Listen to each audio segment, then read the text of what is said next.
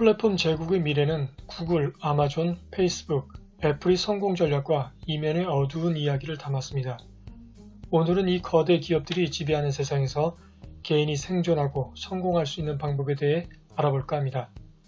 플랫폼 제국의 미래에 대한 리뷰를 살펴보면 주로 4개의 거대 기업이 어떻게 성공했는지, 그리고 그들을 무너뜨리고 대신할 기업이 누구인지에 관심이 몰려있는 것 같습니다.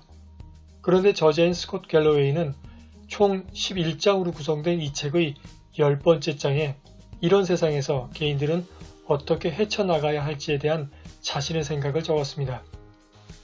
오늘 제가 말할 내용은 이 부분에서 직장인에게 해당되는 내용을 중심으로 정리한 것입니다. 성공하는 직장인이 되는 첫 번째는 정서적 성숙입니다. 스콧 갤러웨이는 더욱 빨라지는 디지털 세상에서 정체성을 가지고 평정심을 유지하는 것이 매우 중요하다고 말합니다. 조직 구조를 이해하고 지시를 받고 내리는 것에 익숙할 줄 알아야 합니다. 업무 변화, 함께 일하는 사람이 자주 바뀌는 세상에서 일과 사람에 부딪히는 일들이 많아질 수밖에 없습니다. 감정적으로 차분함을 유지할 수 있다면 그만큼 자신의 열정도 잘 관리하고 다른 동료보다 일도 잘할 수 있습니다. 여기에 더해 스콧 갤러웨이는 스트레스 상황에서도 평정심을 유지하는 모습을 의도적으로 보이라고 주문합니다. 상대방에게 암묵적으로 힘을 과시하고 주변 사람들에게서 대단한 인물로 보이는 방법이기도 합니다. 이러한 힘은 운동을 통한 육체적인 힘이 바탕이 될 때 지속될 수 있습니다. 두 번째로 경쟁자를 이길 수 있는 기술에는 어떤 것이 있는지 알아보겠습니다. 먼저 호기심입니다. 저자는 변화를 두려워 말고 다르게 생각하는 것을 적극적으로 행동으로 나타내라고 말합니다. 시도해볼 만한 발상을 회사에 적극적으로 제안하라고 조언합니다. 이때 호기심은 아이디어를 만들고 자신을 움직이게 만드는 힘입니다. 업무를 넘어 프로젝트, 사업까지 파악하라. 자신이 하는 업무뿐만 아니라 맡은 프로젝트에 대해 구체적인 부분까지 파악해야 합니다. 업무 파악의 수준을 높이고 회사와 프로젝트 관점에서 방향을 파악한다면 그만큼 경쟁력도 높아집니다. 경쟁심을 가져라. 경쟁을 해야 하는 환경에서 경쟁심을 버린다면 그 자리에서 내려올 수밖에 없습니다. 저자는 승자가 되려면 무엇보다 치열한 경쟁심이 있어야 한다고 강조합니다. 경쟁에 나서지 않으면 이길 수 없습니다. 정치력을 높여라. 경쟁은 이기기 위한 것입니다. 실력으로 이기는 방법도 있지만 넓게 확장한다면 정치력도 빼놓을 수 없는 요소입니다. 정치는 정정당당하지 않다거나 진흙탕 싸움이라며 꺼리는 경향이 많습니다. 하지만 정치력은 필요합니다.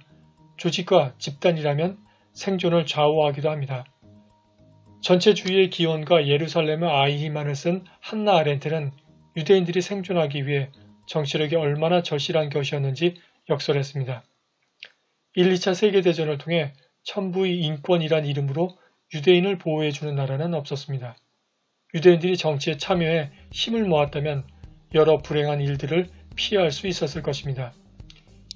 도덕적인 인간과 비도덕적인 사회에서 라인홀드 리버가 주장하듯 집단에서는 개인보다 더욱 이기적인 성향이 강하게 드러납니다. 이러한 환경에서 국가나 집단은 도덕이나 정의가 아닌 힘의 논리에 따라 움직이게 됩니다. 바로 정치가 필요하다고 역설합니다.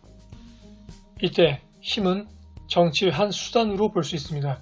같은 관점에서 본 사람이 또 한 사람이 있습니다.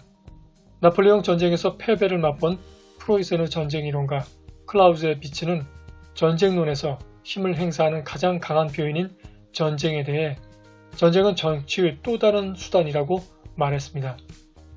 개인 차원에서도 이런 현상을 관찰할 수 있습니다. 생존을 확보하려는 싸움, 권력을 얻으려는 경쟁에서는 힘의 논리가 더욱 두드러집니다. 그러나 여기에서 이기는 힘은 실력만을 의미하지 않습니다. 권력을 차지하는 기술을 요구합니다. 이것이 정치력이 필요한 이유입니다. 그 자리에 자신이 승진해야 하고 자신을 밀어내려고 하는 사람을 물리치려면 사내 정치에서 승리를 해야 합니다.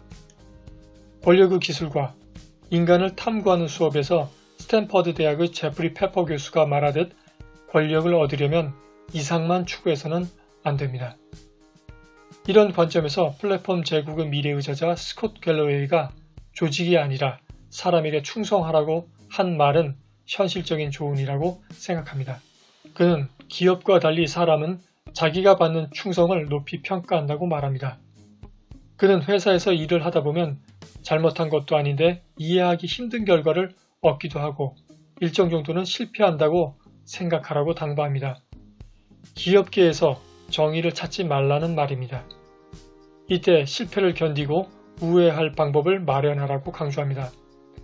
어려움을 견디지 못해 회사를 떠나면 다른 사람들은 회사에 있는 동안 해낸 일보다 떠난 모습을 더 많이 기억합니다. 이것은 부정적인 소문을 낳고 경력 관리에도 좋지 않습니다. 따라서 떠나더라도 이런 모습이 남지 않도록 하는 것이 좋습니다. 떠나는 순간에도 초라하지 않게 품위를 지키는 것이 재기하는 데 도움이 됩니다. 세 번째로 경쟁자를 이길 수 있으려면 개인 능력을 높여야 합니다. 그러려면 먼저 첨단 기술 게임에 동참하라고 저자는 주장합니다. 4개 거인 기업의 제품과 서비스를 사용하고 이해해 이들을 발전의 지렛대로 삼으라고 말합니다. 열정이 아니라 재능이 있는 일을 하라. 스콧 갤러웨이는 열정이 아니라 재능이 있는 일을 하라고 강력하게 주장합니다. 공경에 빠지지 않으면서 성장하려면 재능을 키우는 데 투자하는 것이 낫다고 말합니다. 먼저 튼튼한 기반을 다진 후 좋아하는 것을 하라고 조언합니다. 또한 스콧 갤러웨이는 경력을 튼튼히 쌓아가는 과정에서 일과 삶의 균형이라는 발상은 그야말로 헛된 신화일 뿐이라고 주장합니다. 20, 30대 때 열심히 노력한 덕분에 지금은 여유있게 지낼 수 있다고 말합니다. 이 말은 실력을 기르고 기반을 닦기 위해서는 초기에 엄청난 시간과 집중이 필요하다는 차원에서 말한 것이라고 봅니다. 하지만 저자는 너무 균형을 잃은 것 같습니다. 저자가 이때 탈모와 이혼을 경험했다는 부분에서 후회 섞인 감정이 느껴졌습니다. 따라서 저자의 글을 액면 그대로 따라하기보다 보완이 필요하다고 봅니다. 저는 원싱에서 한 가지 해결책을 찾았습니다. 원싱에서는 균형 대신 중심 잡기를 제안합니다. 시간과의 타협을 의미하는데요. 성과를 내기 위해서는 집중적인 시간 투자가 필요합니다. 중간을 유지하는 것은 성과를 내지 못하면서 모든 것에 신경 쓰는 방법이라고 원싱의 저자는 말합니다. 너무 극단으로만 가면 돌이킬 수 없는 후회를 낳을 수 있습니다.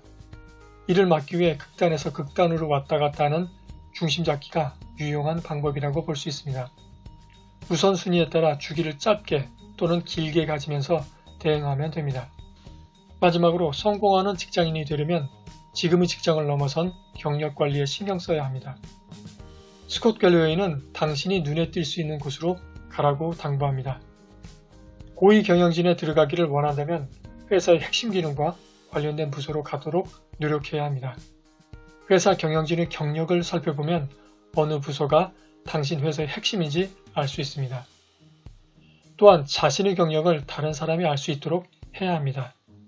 당신이 그 일을 했고 잘했다는 것을 주위에 알립니다. 유튜브, 친목 모임, 출간책 등의 매개물을 통해 널리 퍼뜨립니다.